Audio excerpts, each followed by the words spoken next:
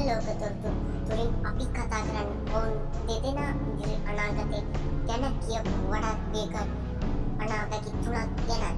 දෙවන ලෝක යුද්ධය සහ අභ්‍යවකාශ බලපෑම.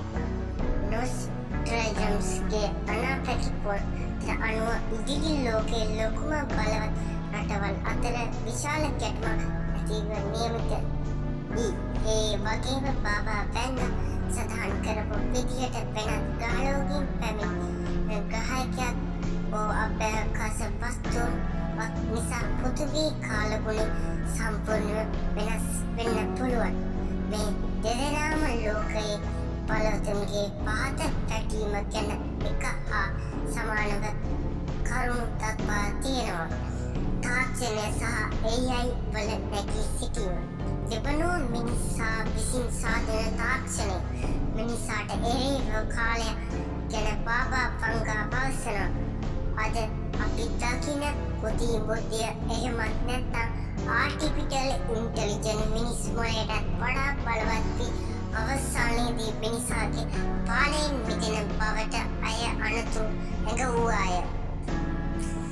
ස්වාභාවික විවසන.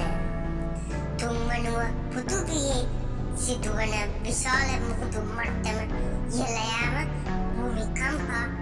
නොස්ට්‍රඩමස් සඳහන් කරන්නේ මුහුදු ගොඩ ගැලීම නිසා ලෝකයේ ප්‍රධානම නගර කීපයක් ජලයෙන් යට වීමට ඉඩ ඇති බවයි.